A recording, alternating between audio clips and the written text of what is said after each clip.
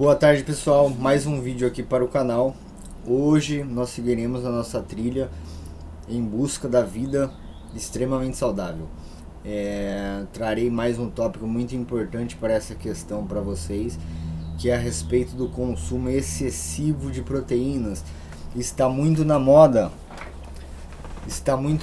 hoje em dia o consumo excessivo de proteínas em blogs, pessoas famosas, influenciadores, compartilharem as suas dietas riquíssimas em proteínas, muitas vezes muito acima do que é recomendado pela ciência. Então assim, como isso está na moda e tem um potencial de influência grande sobre a população geral, resolvi abordar esse assunto no canal, trazendo informações com base na ciência a esse respeito. Então assim, pessoal, primeiramente, de acordo com a Sociedade Internacional de Nutrição Esportiva, o recomendado é que se ingira até 2,2 gramas de proteína por quilo de peso corporal. Já há evidências e recomendações na literatura científica de que acima de 2,2 gramas não produz efeito de hipertrofia, ou seja, é um consumo desnecessário e prejudicial, como vocês vão ver em seguida. Eu vou trazer vários aspectos a esse respeito, principalmente envolvendo a microbiota intestinal, principalmente envolvendo aspectos fisiológicos resultantes dessa ingestão excessiva, muito acima do recomendado.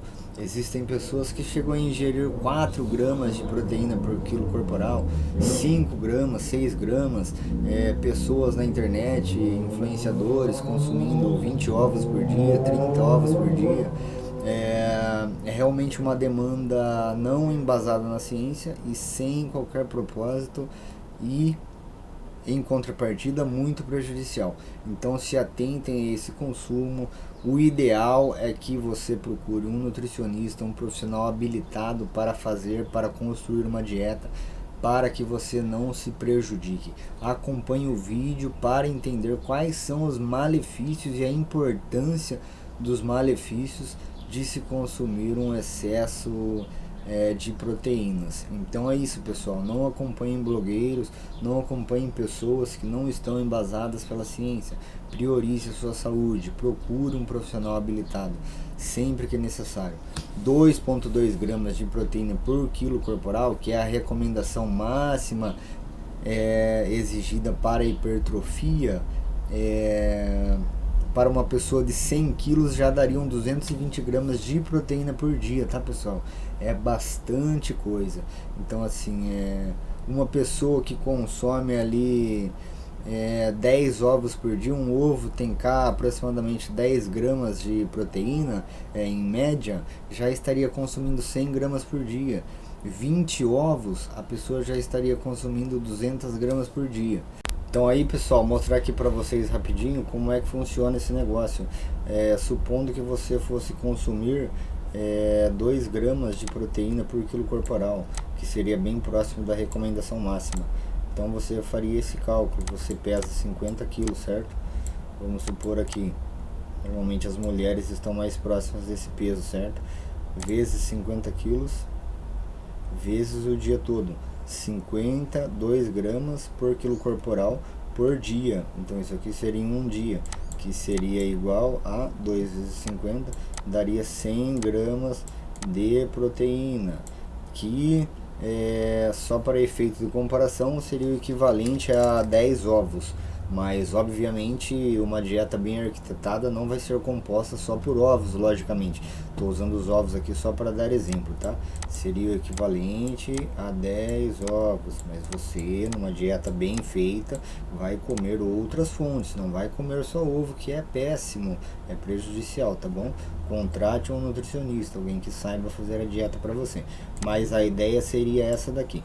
Então assim, uma pessoa, um blogueiro aí, que come 40 ovos por dia, 40 ovos o cara come, vai vendo. Isso aí é bem interessante, né, pessoal? 40 ovos, aí o cara come 40 ovos por dia, supondo que cada ovo ali tenha 10 gramas de proteína, um ovo igual a 10 G Prote. Um ovo igual a 10 gramas de proteína. O cara come 40 ovos, então ele tá comendo 400 gramas de proteína, cara. 400 gramas de proteína ele tá comendo. Então essa seria a recomendação para uma pessoa de quantos quilos? Vamos dividir aqui por 2 gramas por quilo, né? Vamos dividir por 2 gramas. Então seria a recomendação aqui, cara, para uma pessoa que pesa 200 quilos. Aí, ó. Aí o cara tá lá, o blogueiro tá lá, tá comendo 40 ovos por dia e tá recomendando pra galera. Então assim, quem é que pesa, quem você conhece que pesa 200 quilos e de massa muscular? Um atleta com 200 quilos? Não existe, né, cara? Então também não existe a recomendação de 40 ovos por dia. Fica aí a dica aí pra vocês. Então essa aqui é uma forma de você calcular, tá? Supondo que você vai usar 2 gramas. 2,2 gramas, pessoal, é a recomendação máxima da Sociedade Internacional de Nutrição Esportiva. Então significa que essa recomendação aqui é para atletas mais avançados, ok? Se você é um iniciante, você não precisa comer tudo isso. Atletas avançados aqui. Você que é um amador, que é um iniciante, pode consumir uma quantidade bem menor que essa, tá bom, pessoal? Então assim, recapitulando, não faz sentido nenhum o consumo excessivo de proteínas. Vou mostrar para vocês o porquê. Se vocês verem blogueiros compartilhando dietas excessivas, não siga, não faz sentido, não tem embasamento na ciência, vai te prejudicar, vai te trazer malefícios para sua saúde e não vai trazer acréscimo nenhum em hipertrofia. Pelo contrário, se você estiver inflamado, e eu vou te mostrar como é que isso acontece, você vai ter prejuízos em hipertrofia. Então é o contrário, o excesso de proteínas não traz benefícios, mas prejuízos em hipertrofia, ok? Vamos lá então seguir aqui com a apresentação, com o vídeo, ok? Então aqui, pessoal, vou mostrar para vocês agora alguns dos malefícios que ocorrem aí por você estar consumindo um excesso de proteínas, tá bom? Primeiramente aqui, ó, quando você consome um excesso de proteínas, o que acontece em primeiro lugar é que a proteína ela é digerida, ela é quebrada em aminoácidos no intestino delgado. Começa no estômago e em seguida o processo termina no intestino delgado, onde há a quebra dessas proteínas, desses peptídeos das proteínas em peptídeos e depois aminoácidos que caem na circulação sanguínea, passam pelos enterócitos do intestino delgado e vão para a corrente sanguínea, onde vão ter a sua utilização distribuída por todo o organismo. Então assim, o que acontece quando você consome um excesso de proteínas muito acima da recomendação? Mais proteína é deslocada para o intestino grosso. O que acontece? O intestino grosso é um local com grande densidade bacteriana, é o local onde onde a nossa microbiota é mais volumosa. Então assim, aproximadamente 10 elevado a 9, para você ter ideia, em população.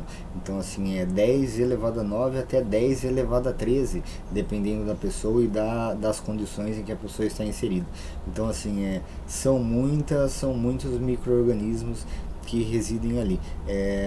Então o que acontece? Essa proteína excessiva é deslocada até o cólon, até o intestino grosso. E o que acontece? Ela é fermentada lá por bactérias que ali residem. O que isso significa? Aqui, pessoal, ó, estão algumas dessas bactérias fermentadoras de proteína.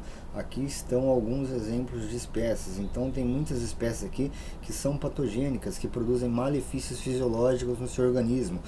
Como você está dando um excesso de proteínas para elas comerem, elas crescem em população, porque você está dando alimentos para elas. As bactérias que trazem benefícios para você são reduzidas em contrapartida, porque conforme essas aumentam, essas reduzem em resposta pela competição ecológica. Então, se você alimenta essas, você perde essas. E quem faz bem para você, eu vou mostrar logo em seguida, são essas daqui. Essas daqui fazem mal, muitos são patógenos. Eu vou falar algumas coisas que algumas dessas bactérias aqui fazem depois. Fusobactério, muito associado a câncer. Escherichia coli, dependendo da linhagem, também pode ser patogênica. Clostridium, produtor de trimetilamina, entre outras questões, produtor de biofilme, bactérias resistentes. Então, pessoal, esse é o primeiro problema que você vai encontrar. Você está comendo excesso de proteína, vai alimentar bactérias, a população de bactérias que trazem problemas para você. E ao fermentarem essas proteínas, elas produzem subprodutos que também são maléficos. Também vou explicar: compostos nitrogenados, sulfetos de hidrogênio, aminas, trimetilamina, fenóis, entre outros, que em contato com o seu organismo causam danos, aumentam a inflamação, a reatividade inflamatória, a suscetibilidade de câncer, entre outras questões. Diminuem o seu perfil energético, a sua capacidade atlética. Então, assim, esse é o primeiro ponto. Agora vamos em seguida aqui no próximo desenho, na próxima sequência aqui do slide, que é esse próxima figura aqui. Essa figura aqui, pessoal, está mostrando aqui, ó, a atuação da Escherichia coli especificamente e da Salmonella, que são enterobactérias, tá? Enterobactérias são algumas das bactérias que crescem com o consumo de proteínas. Enterobactérias, Salmonella e Escherichia coli. E aqui esse slide está mostrando alguma das atuações dela. Então a Salmonella aumenta a zonulina, é uma coisa que ela pode fazer aqui. E a Escherichia coli bloqueia ZO2 e ZO1, que são complexos de ancoragem do enterócito, que acontece aqui na função barreira. O que acontece? ZO1 e ZO2 é quase como se eles mantivessem os enterócitos unidos. Eles mantêm essa estrutura firme, fazem com que a função barreira se mantenha íntegra, as ligações firmes, né? Então, assim, se você tem ZO1 fragilizado, as proteínas que unem uma célula na outra ficam fragilizadas, não tem aonde se ancorar e ficam com uma suscetibilidade de abertura mais acentuada. Zonulina também. Zonulina, quando se liga no seu receptor aqui na célula, aumenta a permeabilidade celular, também favorecendo com que as células abram, aumentem a sua permeabilidade. E aí, pessoal, o que acontece? Zonulina e o bloqueio dessas estruturas aqui, promovidos por essas bactérias, aumentam a permeabilidade do epitélio aqui do intestino. Então, assim, é só para dramatizar para vocês. O intestino está aqui, é como se fosse essa estrutura aqui que eu estou mostrando aqui, ó, passando o mouse por cima. Esse aqui é o intestino. Quando você se alimenta, a comida fica aqui nessa parte. Então, olha lá no mouse. A comida ficaria aqui, entendeu? E as bactérias estão aqui também, próximas à comida, antes do epitélio, interagindo aqui com o conteúdo. Ao promoverem a abertura dessa estrutura aqui, que eu vou passar agora para a próxima foto, quando você abre essa estrutura, que é o que está acontecendo aqui, ó, você está vendo que esse aqui da esquerda, a imagem da esquerda, o intestino está normal, ó, veja só aqui, ele está bonitinho e inteirinho. Aqui estão as bactérias, tal, bonitinho, legalzinho. Aqui está a barreira de muco, ok. Nesse daqui está acontecendo uma abertura, veja só. Pelo motivo que eu disse no slide anterior, a atuação daqueles patógenos favorecem esse acontecimento. A zonulina também. Isso aqui é um aumento de permeabilidade. Então, assim, todo o conteúdo que está aqui em cima tem liberdade para passar por esse espaço do intestino que está aberto. Não deveria, mas está. Então, o que não deveria passar por ali está passando, inclusive pedaços de bactérias. Esse roxinho aqui que não está dando para ler se chama LPS, lipopolissacarídeos. São partes, pedaços da camada celular da bactéria, bactérias gram-negativas. Então são pedaços delas que elas morrem e liberam esses pedacinhos aí, que conseguem passar por aqui, pessoal, e atingir o espaço após o epitélio, a lâmina própria. Então o que acontece? Em seguida também entram em contato com a corrente sanguínea, e aí, ao passar por aqui, aumentam a reatividade inflamatória, ativam células imunes, liberação de citocinas pró-inflamatórias, inflamação sistêmica. Ao correrem pela corrente sanguínea, liberam ativam novamente a reatividade inflamatória. Então assim, você tem uma reação inflamatória sistêmica, uma reação sistêmica, uma reação inflamatória sistêmica de baixo grau, porque ela não necessariamente produz sintomas em você, mas ela está acontecendo e em longo prazo pode te trazer malefícios. Então assim, e aqui, pessoal, só para vocês terem ideia, o LPS ali, que é o pedaço da bactéria, quando ele encontra uma célula imune, ele promove a liberação de citocinas pró-inflamatórias, né? E com a liberação de citocinas pró-inflamatórias, você tem um aumento das moléculas de adesão para as células de defesa. Você tem uma sinalização inflamatória generalizada, você tem recrutamento de células que produzem metabólitos, que produzem proteínas, proteases e outras substâncias com um potencial catiônico, ou seja, potencial para danificar tecidos humanos.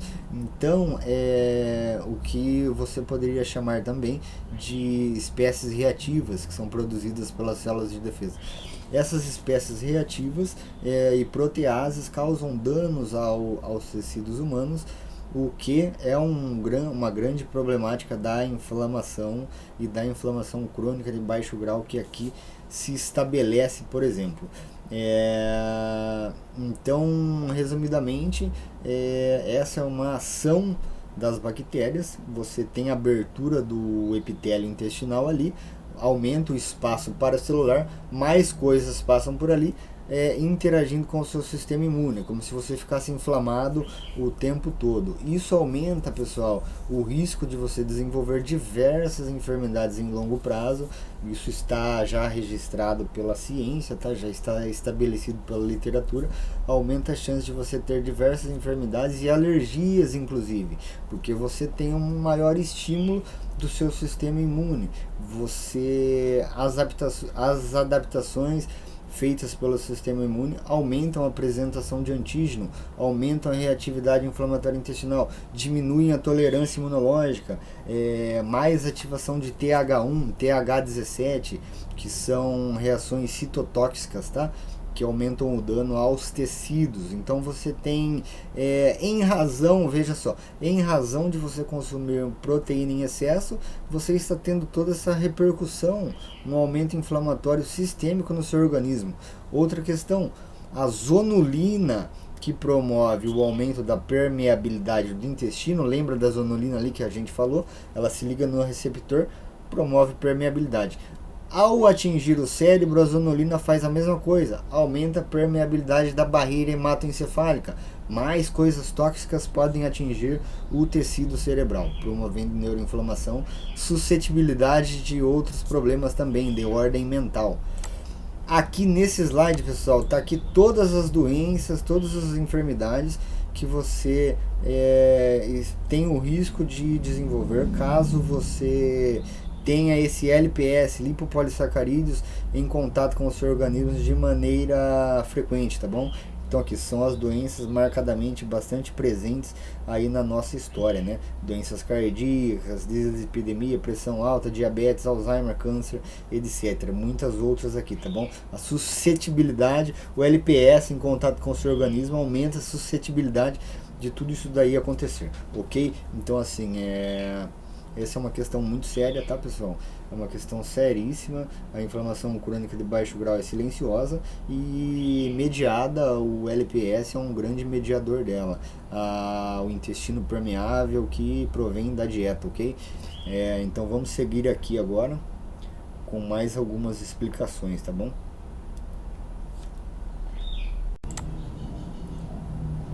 Aí aqui, pessoal, vou falar para vocês aqui, não vou me alongar muito, tá? Eu gostaria de falar mais sobre cada uma das bactérias, mas eu escolhi uma em específico, vou generalizar aqui para o vídeo não ser muito longo. E aí aqui é o exemplo da atuação de uma bactéria, de um enteropatógeno, atuando sobre as células, sobre o seu potencial cancerígeno, né? o desenvolvimento do câncer e a progressão, né, aqui nesse slide.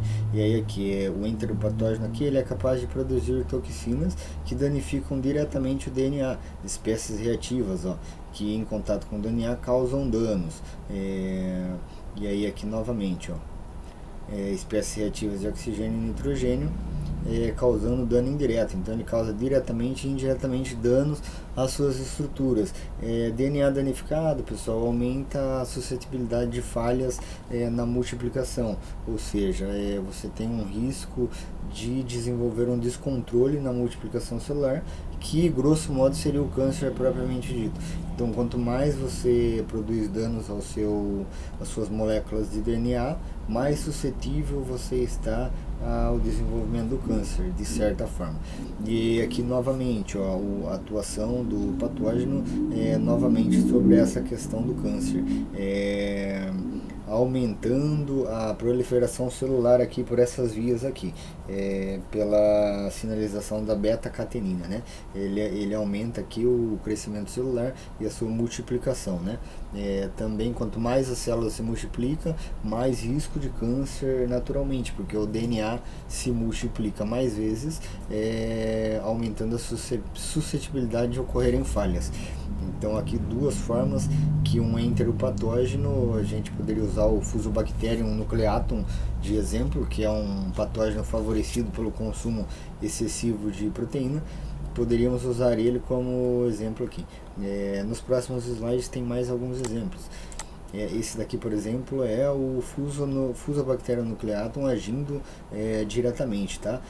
Aí aqui no slide mostra algumas coisas que ele é capaz de fazer. Aqui está descrito, né, escrito o que ele é capaz de fazer. Então, ó, vamos aqui a essas questões. Ele aumenta a primeira coisa, aumenta a proliferação celular por essas vias aqui.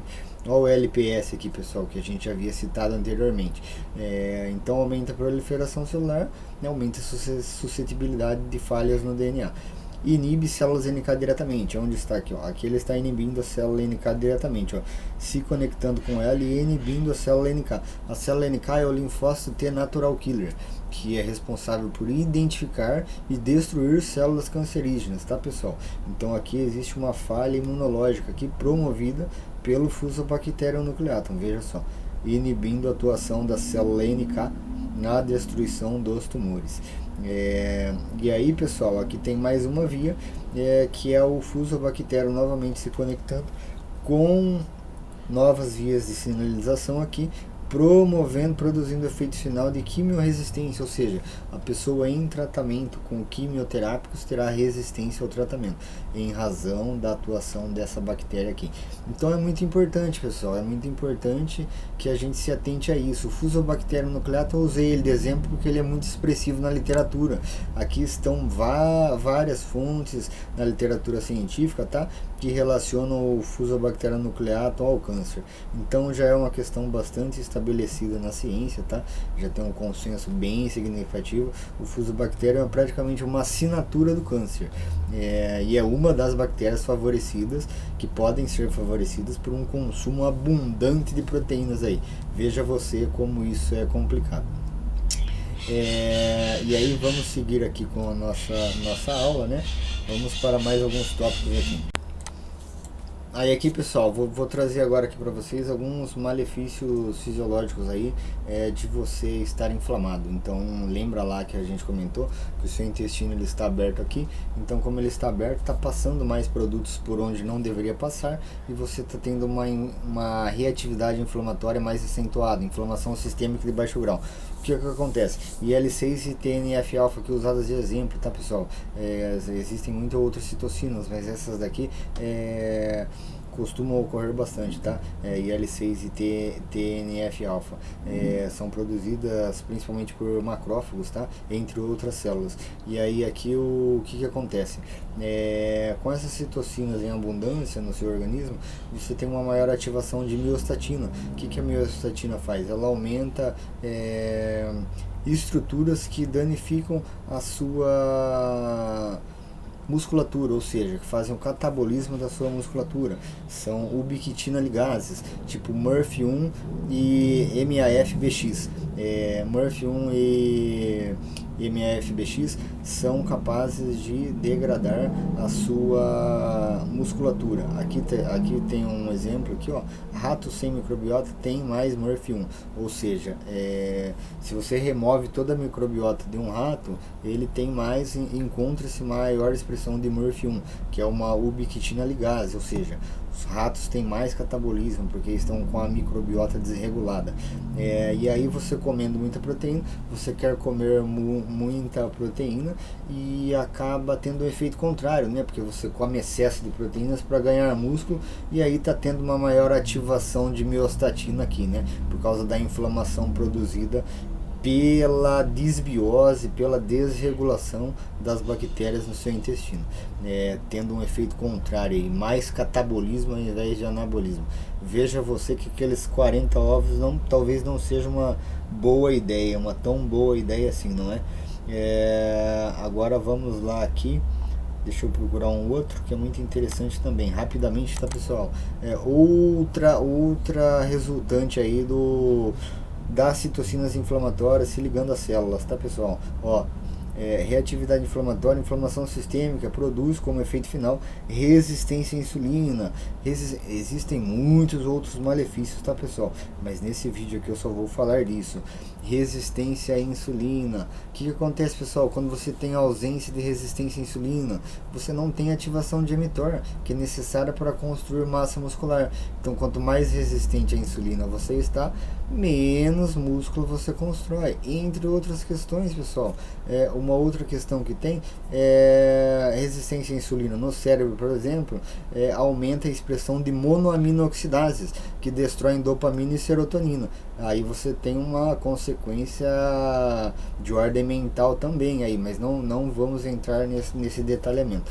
A resistência à insulina promove muitas outras questões, uma delas é essa daí, menor ativação de mTOR, e juntamente com a maior ativação de miostatina, né, pessoal?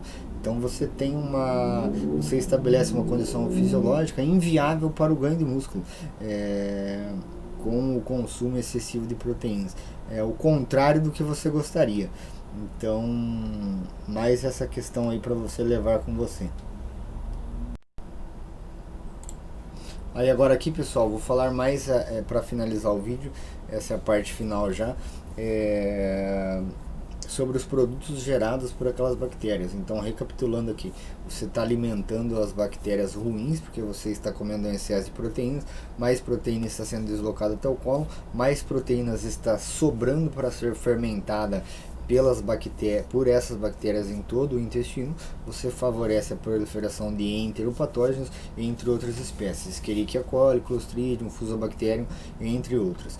E aí o que acontece? Essas bactérias geram subprodutos que te prejudicam em concentrações elevadas. Um deles, o sulfeto de hidrogênio, por exemplo. Sulfeto de hidrogênio ele é naturalmente produzido. Nós utilizamos o sulfeto de hidrogênio em concentrações ideais. Ele é benéfico, anti-inflamatório, é usado como fonte energética e produz reparo do tecido intestinal, traz benefícios ao seu organismo. Em concentrações elevadas, em razão de uma produção excessiva da fermentação bacteriana, você tem malefícios. Um desses malefícios é bloqueio da cadeia transportadora de elétrons, das últimas etapas da cadeia transportadora de elétrons.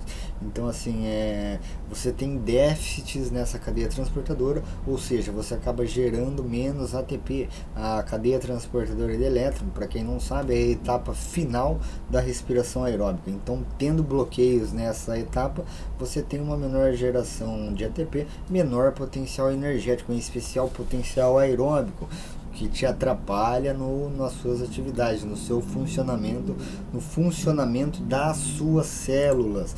O que mais, pessoal? Além dessa inibição, o sulfeto de hidrogênio penetra membranas biológicas com mais facilidade. Ele penetra as membranas biológicas em grande quantidade, ou seja, ele passa pelas membranas biológicas das células com grande facilidade, sendo inclusive genotóxico. O sulfeto de hidrogênio pode ser diretamente danoso ao DNA.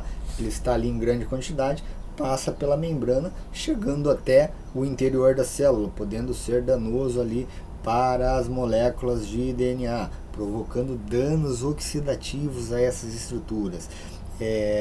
Outra coisa, o sulfeto de hidrogênio também inibe genes envolvidos na progressão do ciclo celular, ou seja, as células ficam vivas por mais tempo, aumentando a sua exposição a danos.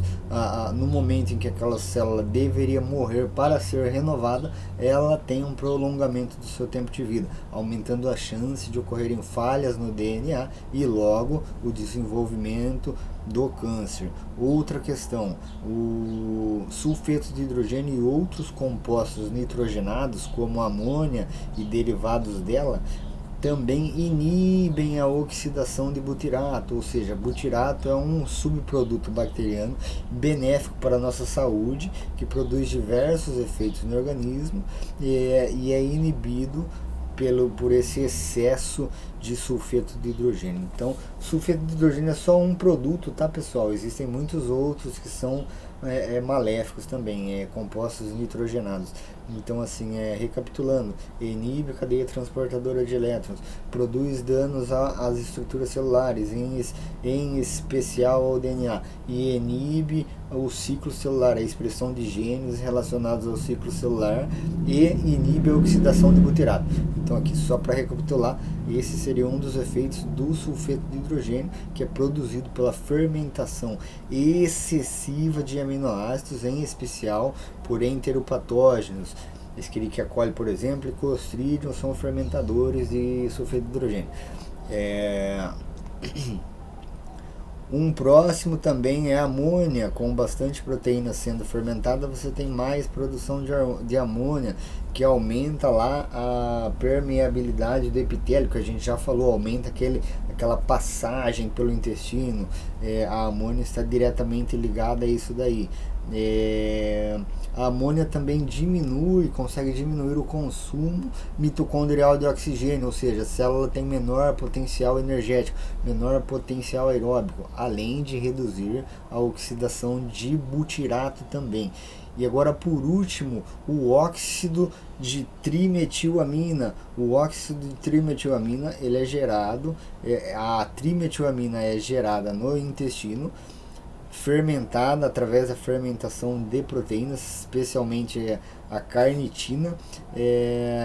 Entre as bactérias que produzem a trimetilamina está o Clostridium, por exemplo. Bactérias do gênero Clostridium são produtoras do trimetilamina, entre outras. E aí, diante da produção de trimetilamina, ao atingir no fígado, a trimetilamina é convertida em óxido de trimetilamina, que está acentuadamente ligado ao risco cardiovascular.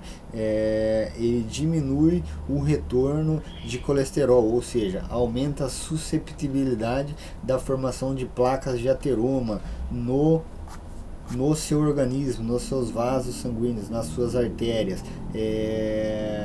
O óxido de trimetilamina, inclusive, está classificado pela ciência como uma substância que aumenta o risco de mortalidade por todas as causas, tá, pessoal? É diretamente ligado ao consumo excessivo de proteínas associado à fermentação bacteriana, mas um risco aí importantíssimo para a gente estar mencionando, tá bom? Então, mais essa questão levantada aqui.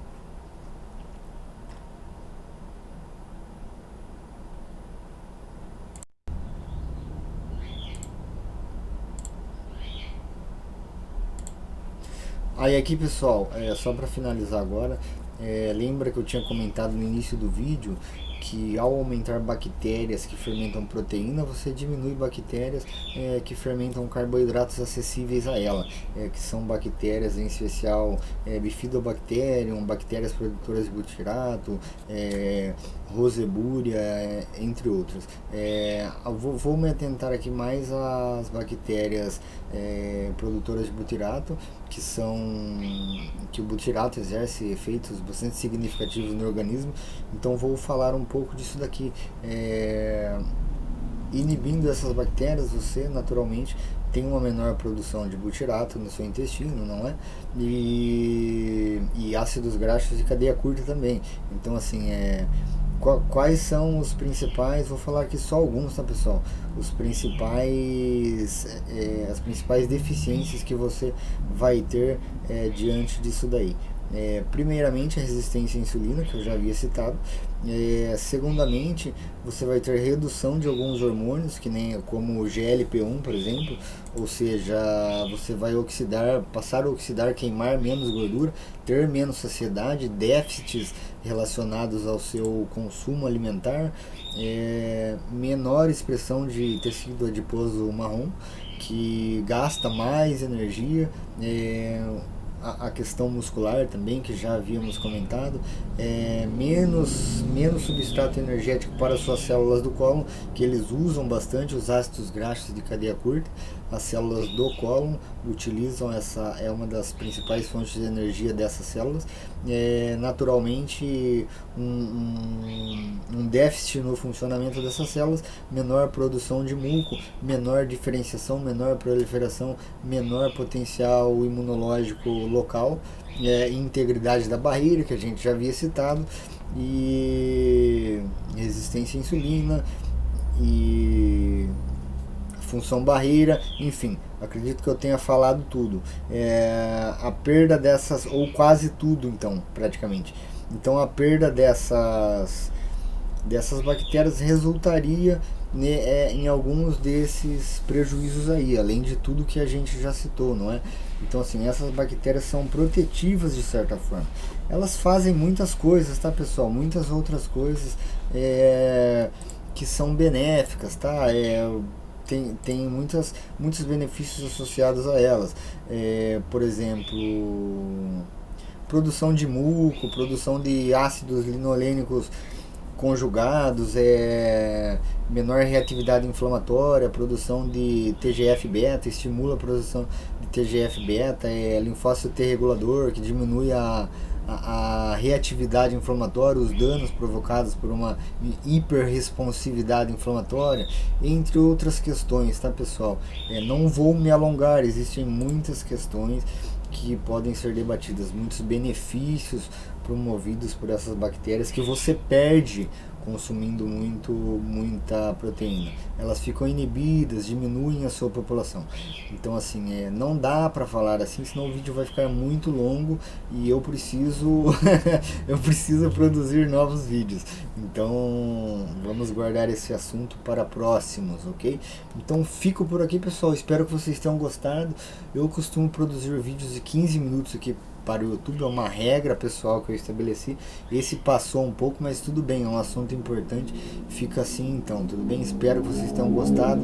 Sempre trarei assuntos desse porte para que trilhemos a busca por uma vida extremamente saudável, ou seja, nos dedicaremos no limite para conquistar o máximo de saúde que pudermos, com base no que a ciência nos traz até então, até o nosso tempo presente. Então é isso, eu fico por aqui, acompanhe o canal, se você ainda não segue, siga aí e seguremos juntos nessa busca, ok? Muito obrigado, até uma próxima. Inclusive, pessoal, tem um estudo na literatura científica que mostra, que fez a comparação do exame da microbiota de fisiculturistas e levantadores de peso com a microbiota de pessoas controle, né? Que eram pessoas não submetidas a essas mesmas condições. E aí na academia existe a cultura do consumo excessivo de proteínas, do consumo irracional de proteínas, que ultrapassa as recomendações científicas, né? E aí tem essas repercussões, pessoal, e foi evidenciado. A microbiota dessas pessoas apresentava um padrão rico em enterobactérias, proteobactérias e outras bactérias relacionadas à desregulação da microbiota, aumentando o risco de tudo que a gente debateu aqui nesse vídeo, ok? Então, assim, já está evidenciado, já tem muita coisa na literatura científica falando disso. Então, se atentem, procurem um profissional, não sigam dieta de blogueiros, não sigam dieta de pessoas que estão em esquemas radicais, esquemas não embasados em ciência, ok? fica assim, boa sorte, bons treinos, boa alimentação. Não vai comer muita proteína, cara. Não vai comer excesso de whey aí, ficar enchendo o pote de whey, botando 5 bifes no prato. Não dá certo, está errado, não é recomendado, faz mal. Vamos lá, faça um negócio bem feito. Conto com você, valeu?